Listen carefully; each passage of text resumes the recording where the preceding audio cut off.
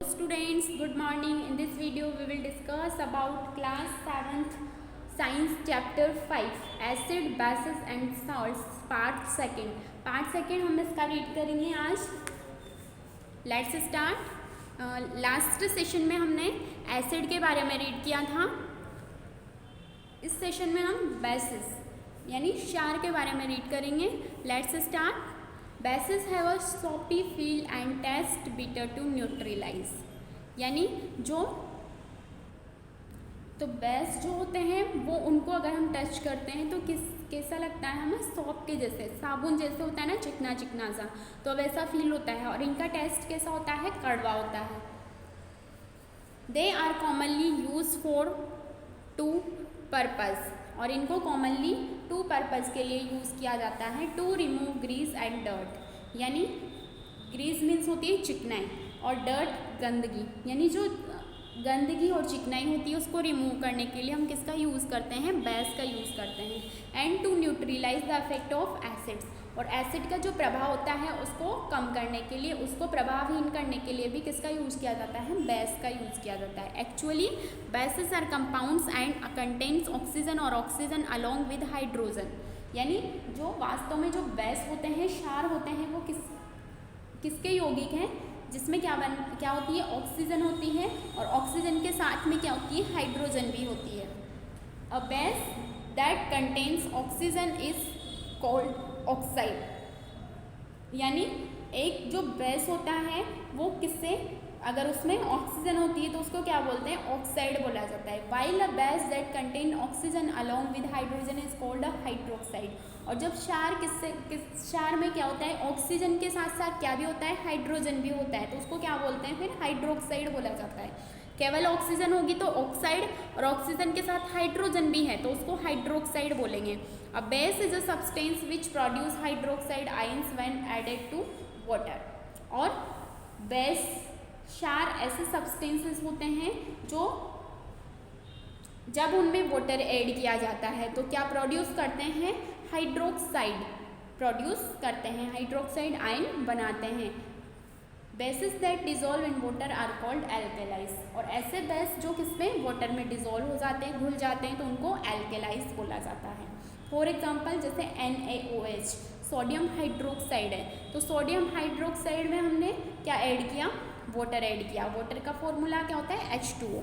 मान लो NaOH में हमने क्या ऐड किया, H2O ऐड किया, तो इसने आयन बनाए कौन कौन से, Na+ आयन और OH- आयन. तो ये क्या है, हाइड्रोक्साइड आयन है ये.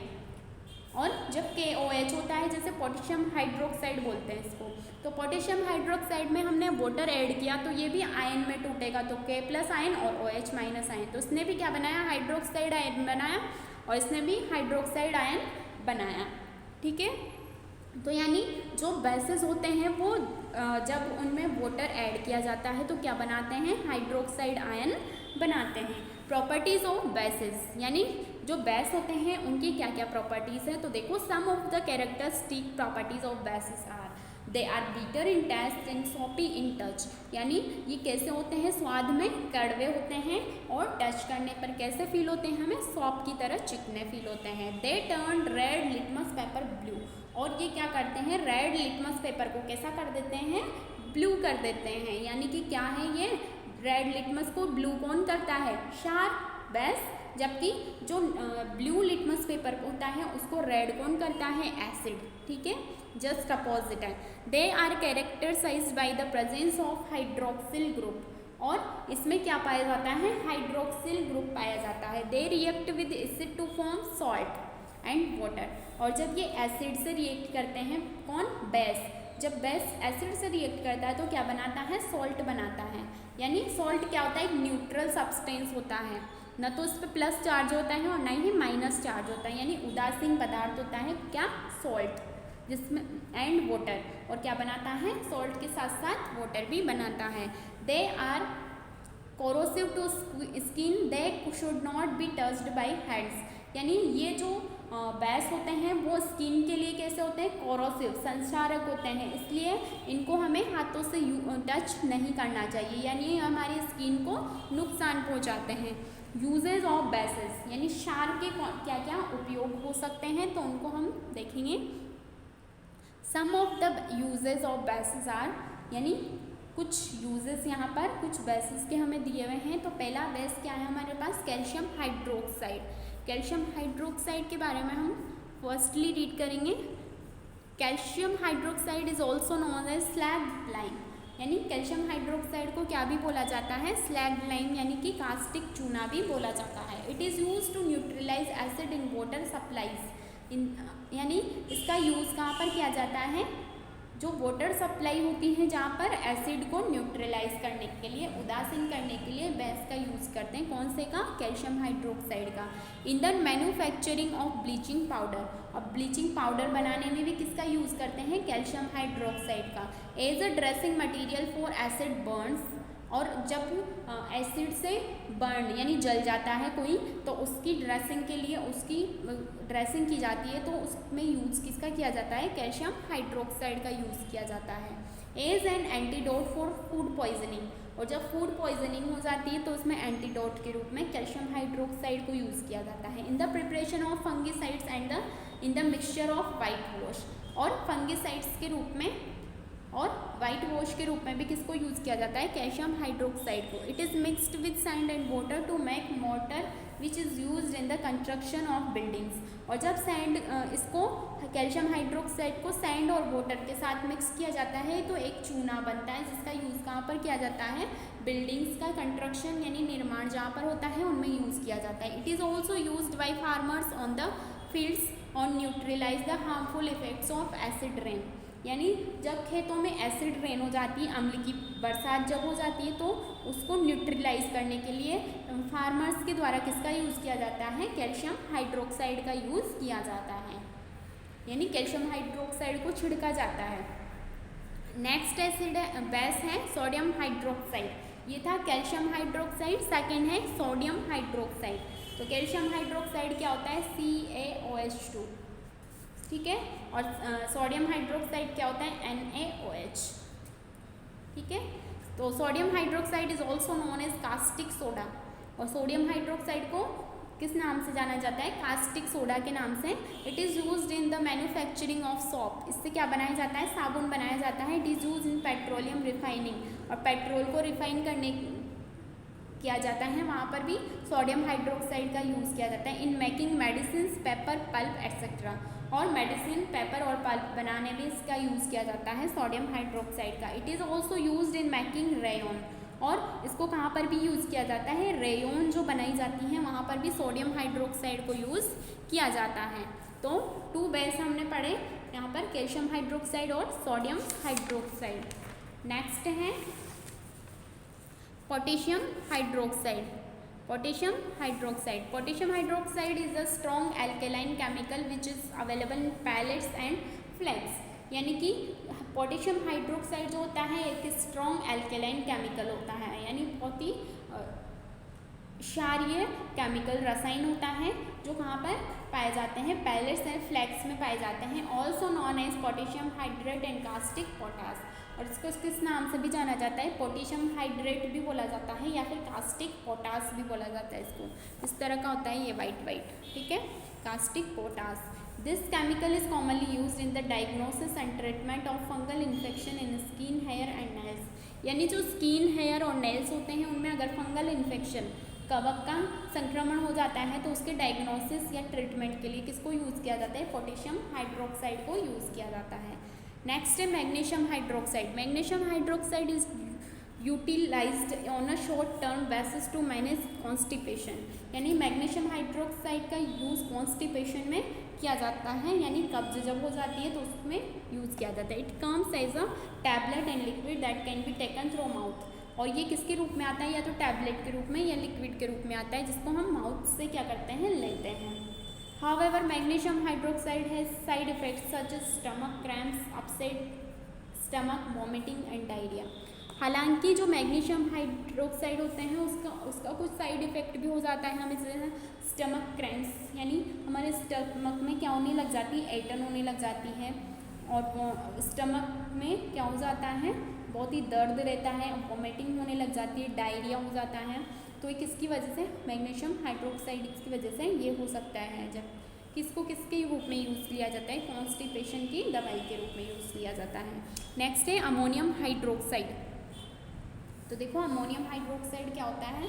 Ammonium hydroxide is use to remove ink spots from clothes and to remove grease from window panes. यानी कि अमोनियम हाइड्रोक्साइड जो होता है इसका यूज़ किस में किया जाता है, इंक स्पॉट्स जो लग जाते हैं क्लॉथ्स में, यानी इंक के जो स्पॉट इंक गिर जाती है तो उसके स्टैंड्स को यूज़ करने, इसके क्या किसका यूज़ किया जाता है, अमोनियम हाइड्रोक्साइड का। और जो चिकनाई वगैरह लग जाती है विंडोज़ वगैरह पे तो उसको हटाने के लिए भी किसका यूज़ करते हैं, अमोनियम हाइड्रोक्साइड का। It is used in the cosmetic industry. और जो कॉस्मेटिक प्रोडक्ट्स बनते हैं, सौंदर्य प्रसाधन सामग्री बनती है तो उसमें भी किसका यूज़ किया जाता है, अमोनियम हाइड्रोक्साइड का। One of the largest usages of ammonium is a fertiliser. यानी अमोनियम हाइड्रोक्साइड का जो सबसे लार्जेस्ट यूज़ है वो कहाँ पर किया जाता है, फर्टिलाइज़र के रूप में किया जाता है, उर्वरक के रूप में किया जाता है। Next, how can we identify an acid from a base. यानी क्या हम एसिड को बेस से यानी एसिड और बेस को आइडेंटिफाई कर सकते हैं, पहचान सकते हैं। कैसे पहचानेंगे तो उसके बारे में हम रीड करेंगे। We already know that acids are sour while bases are bitter in taste. हम पहले से ये जानते हैं कि एसिड कैसे होते हैं, स्वाद में खट्टे होते हैं, जबकि बेस कैसे होते हैं, कड़वे होते हैं। But every substance can not be tested to find out if it is acidic और बेसिक। लेकिन हर एक सब्सटेंस को हम टेस्ट करके नहीं देख सकते क्योंकि उसका कोई भी साइड इफेक्ट हो सकता है, तो हम टेस्ट करके फाइंड आउट नहीं कर सकते कि एसिड है या बेस है। Now the question arise. तो अब क्वेश्चन क्या आता है, if we can not test every substance how do we find its nature. तो क्वेश्चन क्या बनता है यहाँ से कि अगर हम सब सब्सटेंसेस को टेस्ट करके नहीं देख सकते, हाँ, तो उसको हम फाइंड कैसे करेंगे उसकी नेचर को कि वो एसिड है या बेस है। Therefore, to test for acid and bases, we use substances called indicators. और जब सारे सब्सटेंसेस को हम टेस्ट करके नहीं देख सकते तो हम उनको आइडेंटिफाई किससे करेंगे, एक सब्सटेंस आता है इंडिकेटर। इंडिकेटर की मदद से हम क्या करेंगे, उसको टेस्ट करेंगे कि कौन एसिड है और कौन बेस है। तो देखो इंडिकेटर्स क्या होते हैं। A special type of substances is used to test whether a substance is acidic or basic. यानी एक स्पेशल टाइप का सब्सटेंस होता है जिसको किसके लिए यूज़ किया जाता है कि कोई भी सब्सटेंस पदार्थ एसिडिक है या बेसिक है नेचर में, तो उसका पता लगाने के लिए हम एक स्पेशल टाइप के सब्सटेंस का यूज़ करते हैं। और इस सब्सटेंस को किस रूप में जाना जाता है, इंडिकेटर्स के रूप में जाना जाता है। The indicator change their color when added to a solution containing an acidic or basic substances. यानी इंडिकेटर क्या होता है, जब इसको हम एसिडिक या बेसिक सब्सटेंस में क्या करते हैं, डालते हैं, तो उसका कलर क्या कर देता है, ये चेंज कर देता है। Indicators can be either natural and synthetic. और ये जो इंडिकेटर्स होते हैं वो भी टू टाइप्स के होते हैं, या तो नेचुरल होगा या सिंथेटिक होगा। Turmeric, litmus and China rose petals are some of the naturally occurring indicators. यानी जो टर्मरिक हल्दी होती है, लिटमस पेपर होता है और चाइना रोज की पेटल्स यानी गुड़हल की जो पत्तियाँ होती हैं ना, तो उन जो ये सारे इंडिकेटर्स हैं वो क्या होते हैं, नेचुरली मिलते हैं हमें, इसलिए इनको नेचुरल इंडिकेटर्स बोला जाता है। ऑन द अदर हैंड, और दूसरी तरफ phenolphthalein, methyl orange etcetera are the synthetic indicators. यानी फिनोफ्थेलिन और मैथिल ऑरेंज क्या होता है, सिंथेटिक इंडिकेटर होता है। नेक्स्ट हम लिटमस के बारे में रीड करेंगे।